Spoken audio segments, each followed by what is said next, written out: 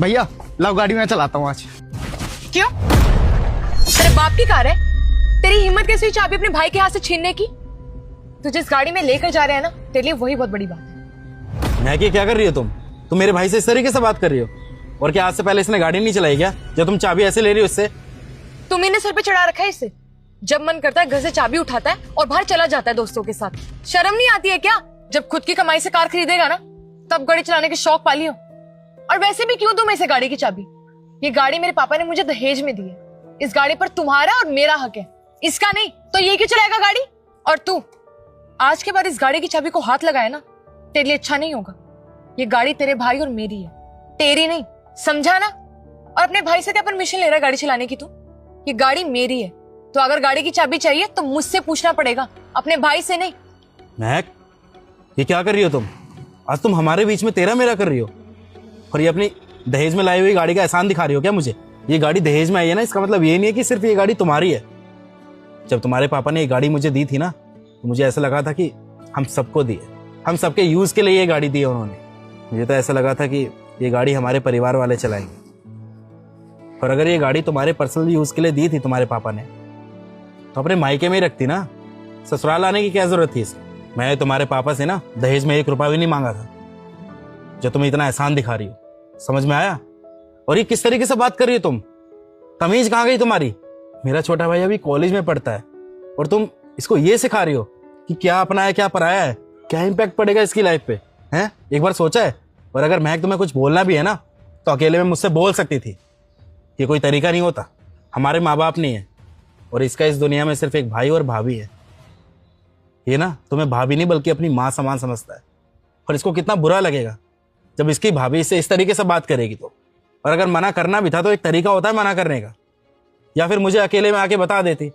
ये कौन सा तरीका होता है कि ओए ला गाड़ी इधर दे, हैं? तेरे बाप ने कभी गाड़ी नहीं चलाई होगी ऐसी। ये किस तरीके से बात कर रही हो तुम? शर्म नहीं आती तुम्हें ये सब बोलते हुए? हैं? क्या हरकत है ये? मुझे क्यों आएगी शर्म?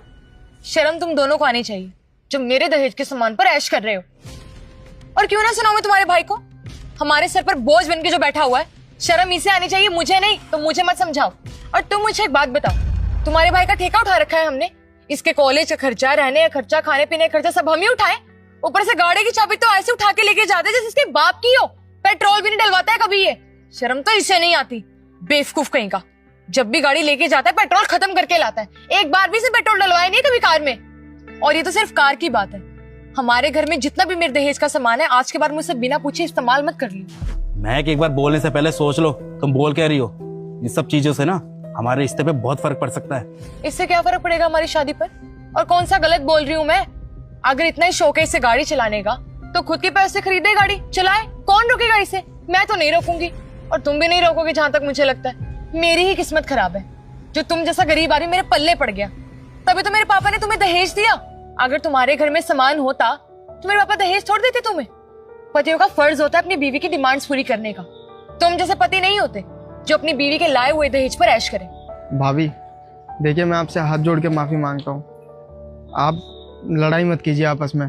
कोई बात नहीं, मैं गाड़ी लेके नहीं जाऊंगा, मैं कल से बस से ही चला जाऊंगा। कल से नहीं, तू आज से ही अपने कॉलेज बस से जाएगा। जा। बस महक, बहुत सुन लिया मैंने, अब और नहीं। तुम नहीं बताओगी मेरे भाई को कि मेरा भाई बस से जाएगा या किससे जाएगा? मैं वो सब देख लूंगा, बड़ा भाई हूं मैं इसका। और भाई तेरे को ना अपनी भाभी से माफी मांगने की जरूरत नहीं है, क्योंकि गलती तेरी नहीं है, गलती मेरी है यहाँ पे, जो मैंने इस जैसी लड़की से शादी की है। और सुन लो, तुम बहुत पढ़ी है ना तुम्हें अपने दहेज के सामान की और ये दहेज की गाड़ी की, तो अपने दहेज के सामान और दहेज की गाड़ी के साथ ही रहना, क्योंकि मैं जा रहा हूँ ये घर छोड़ के, अपने भाई के साथ ही रहूंगा मैं। फैसला ले लिया मैंने। और मैं ये घर तुम्हें इसलिए दे रहा हूँ, शायद इस घर में भी तुम्हारे बाप का ही शेयर होगा ना, है ना? तो मुझे जरूरत नहीं है इस घर में रहने की। ये घर तो मेरा है, लेकिन ये समझ लो कि मैं तुम्हें दान में दे रहा हूँ। और अब इस घर में मैं तुम्हारे साथ नहीं रह सकता। मैंने फैसला ले लिया है, मैं अपने भाई के साथ रहूंगा। तो अब तुम ना अपनी चीजों के साथ ही रहो, क्योंकि तुम्हारे लिए तो रिश्तों से ज्यादा इन चीजों की कदर है ना।